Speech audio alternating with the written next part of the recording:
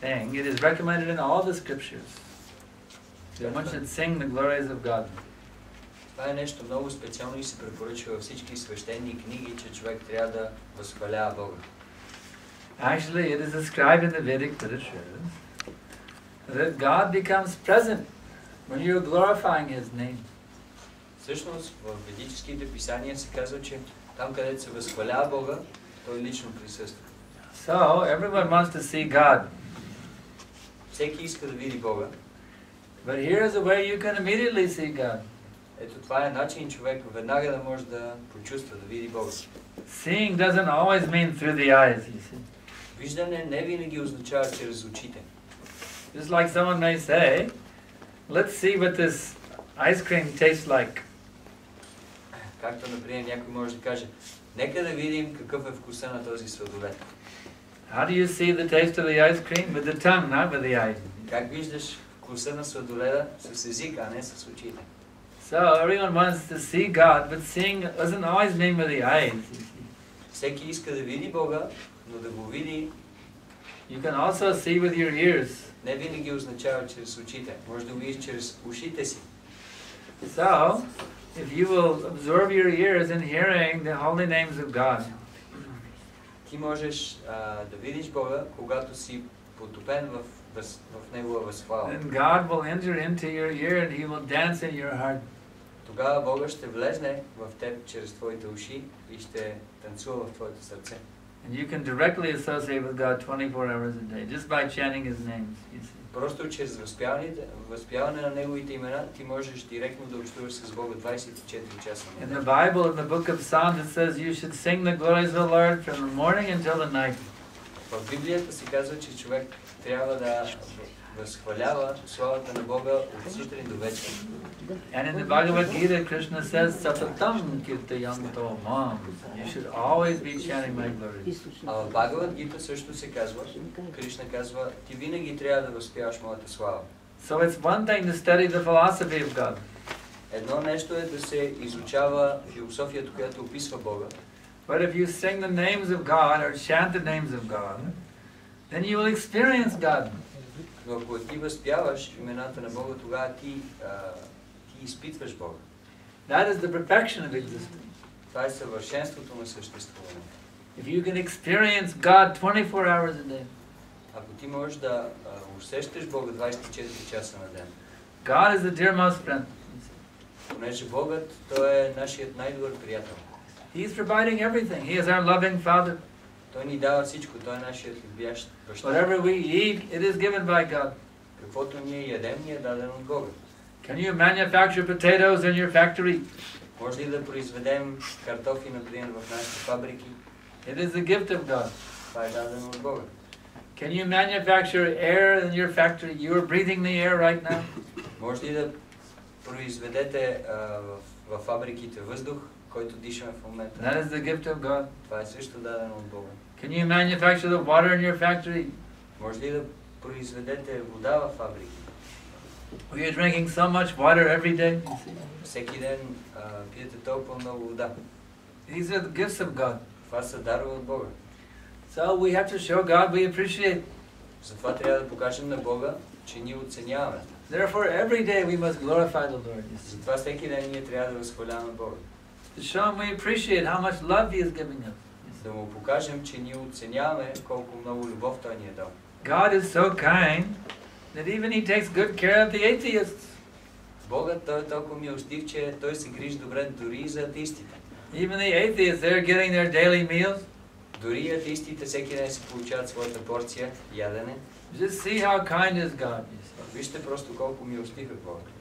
So how much He will give happiness and joy and all facilities to those who constantly glorify Him. А колко повече Той би се погрижил за тези, които непрекъснато го възхваляват. So this must be reintroduced in the society.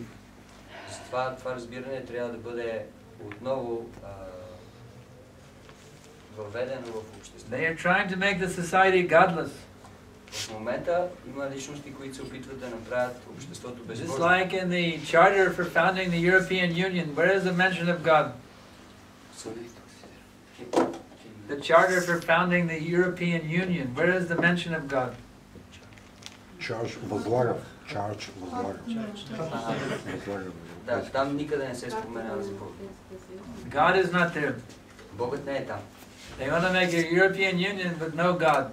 Те искат да направят Европейски съюз, но без Бога. This is the tendency of the modern day society. Това е тенденцията на днешното модерно общество. It will not be successful.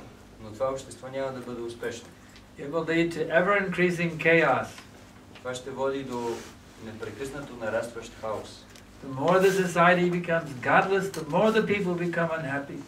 Колкото повече обществото става безбожно, толкова повече хората ще стават нещастни. So we must bring God back to the center. Затова трябва да върнем Бога обратно в центъра. And there is one supreme God. Whether you're a Jew, a Christian, a Hindu, a Muslim, Buddhist, there is one supreme God over everyone. И има един върховен Господ, независимо каква е твоята религия. Има един върховен Господ. We may call him by different names. Ние може да го наричаме с различни имена. But even a person of this world, he may have different names. Но дори една личност, обикновена от този свят, той също има различни имена. My father had many different names. Моя баща, например, той имаше много имена. My mother called him Honey. Моята майка го наричаше Скъпи. I called him Father. Аз му казах Татко. His college buddies called him Foggy. В колежа са му казвали Фоги. Many different names. His parents called him something. He had many different names. Много различни имена. You see, so even an ordinary man of this world can have many different names. Така че дори обикновените хора в този свят може да имат много имена. And how many different names can God have? А колко много различни имена Бога може да има. So it doesn't make any sense to fight over what is God's name because He has unlimited names. Затова няма никакъв смисъл личностите да се бият. The point is, according to your religion, you call out to the Lord. Защото той има много имена. Основният момент е според вашата религия. Every day you call out to the Lord. Вие да се молите на Бога. And develop your love for Him. И да развиете вашата любов към Него. That is the universal religion for all of humanity. Това е вселенската религия за цялото общество. In the Krishna consciousness movement, we are teaching this principle. В движението за Кришна съзнание ние учим на този принцип. We are not introducing a new religion. Ние не се опитваме да представим някаква нова религия. We are teaching what is the science of religion that is true for everyone. Ние се опитваме да учим хората на науката за религия. How to become a perfect Christian. Това, което е истина за всеки. A perfect Jew, a perfect Hindu, a perfect Buddhist, a perfect Muslim. Как да станеш съвършен християнин, съвършен будист, съвършен мюсюлманин. That we are teaching. Това е което ни учим. We don't want to convert anyone. Не искаме да превръщаме никой в друга религия, т.е. си сменя религия. Our service is to help you become perfect in your religion. Нашето That's our служене service. към вас е да се опитаме да ви помогнем вие да станете съвършени във вашата религия. So in this way we are trying to bring peace on this planet. По този начин ние се опитваме да доведем мир на тази планета. If everyone can become perfect in their own religion, then there will be true peace. Ако всеки стане съвършен в неговата лична религия, тогава ще има истински мир. But the difficulty is we practice our religion to try to get God to serve us instead of us serving God. That's the problem. Но проблема е, че вместо ние да искаме да служим на Бога, ние искаме Бога да дойде и да служи на нас. We maintain our selfishness. Ние упорстваме относно нашия егоизъм. We do not learn how to become purely selfless. Не искаме да се научим как да станем наистина безкористни. So in this Krishna consciousness movement, we are trying to teach the whole human society how to become perfect in selflessness. В това движение за Кришна съзнание ние се опитваме да учим цялото общество как да стане съвършено безкористно. Because this will solve all the problems of the world. Защото това ще разреши всички проблеми на света. We brought our books tonight. You can study this science of pure God consciousness. Ние донесохме нашите книги тази вечер. Вие може да се опитате да разберете тази наука на Кришна съзнание.